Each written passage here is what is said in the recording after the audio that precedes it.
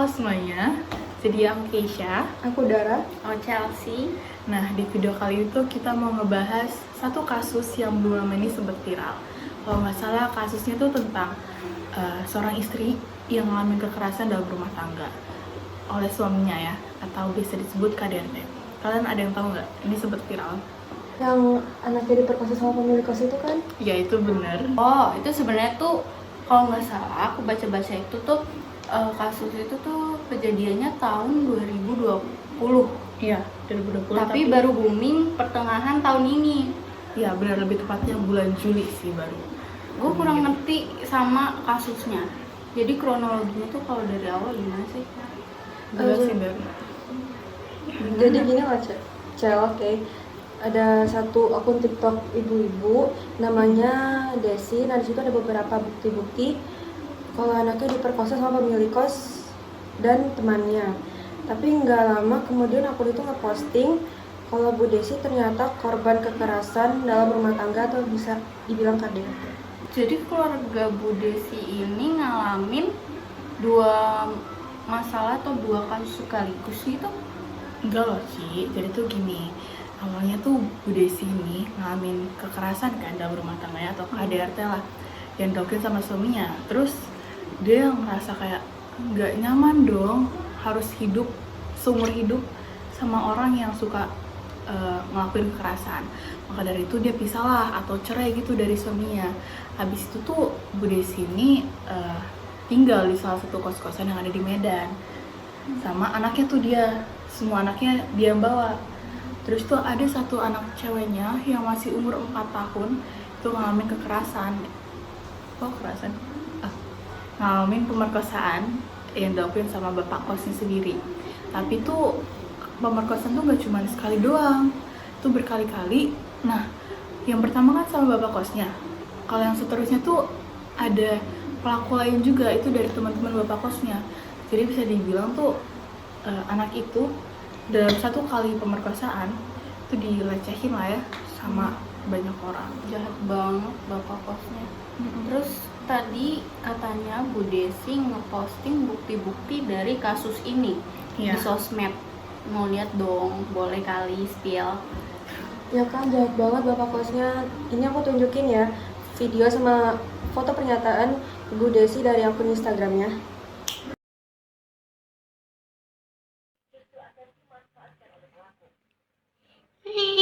Pertama kau biayain nggak? Bini pertama kau biayain nggak? Nah, udah lihat kan sih, menurut kamu gimana? Jujur aku ya pasti kasihan sama anaknya.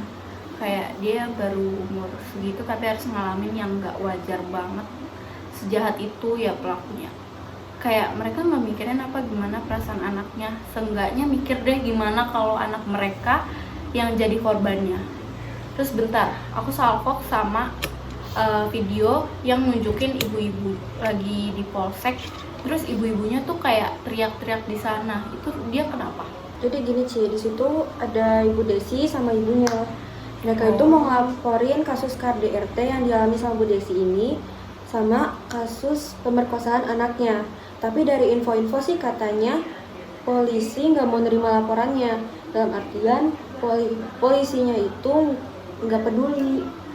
Nah makanya Bu Desi sama ibunya ini kesel banget, jadi agak ngamuk gitu.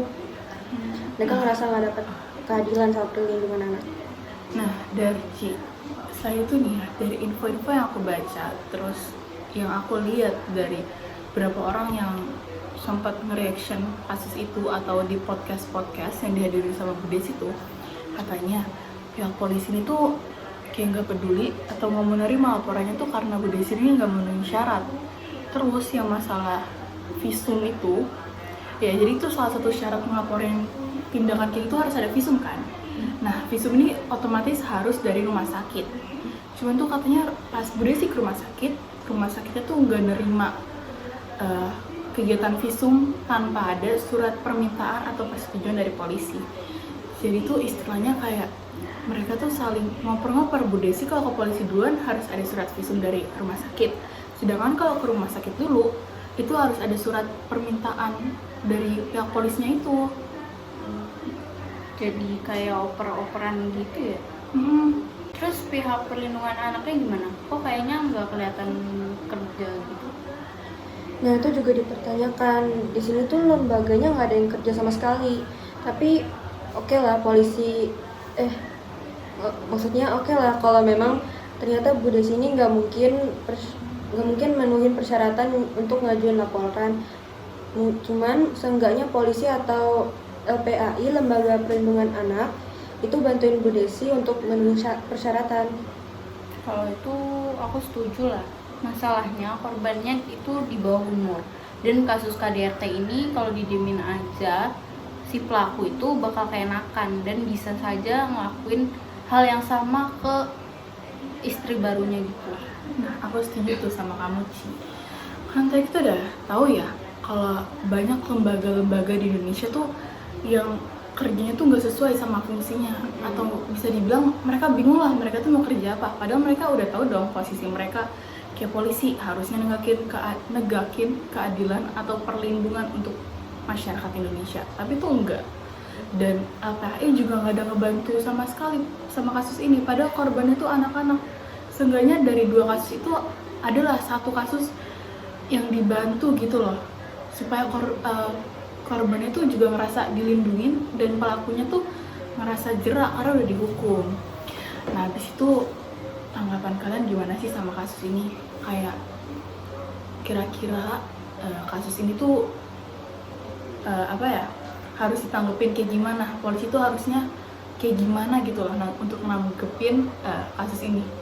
Aku sih ya itu, hukum di Indonesia harus ditegakin lebih tinggi lagi, nggak ngelihat manusia itu punya uang atau enggak, dilihat dari kekayaannya atau enggak. Itu harus semua fair lah. Ya, intinya ya dibantulah orang-orang yang emang mau dapat perlindungan gitu ya. Kalau menurut kamu gimana, Dar? Ya dampaknya deh, Dar, kira-kira dari kasus ini tuh apa? Entah untuk lembaganya ataupun untuk korban atau pelakunya. Misalkan kasus ini viral gitu ya, hampir seluruh Indonesia tuh tahu. Menurut aku dampak buat korbannya pasti trauma lah ya. Itu kan anak 4 tahun ya, masih kecil, nanti pas gede pasti kebawa-bawa juga. Terus untuk Ibunya pasti ya merasa trauma juga, kayak gagal gitu yang mendidik anaknya, karena ya single parents tiba-tiba harus tahu gitu anaknya diperkosa, apalagi sama bapak kosnya sendiri. Nah, aku baby blues. ya baby blues gitu ya. Aduh, sumpah. Kasihan Perempuan single parents gitu. ya. Aku agak nambahin sedikit sih, ini kasusnya viral ya.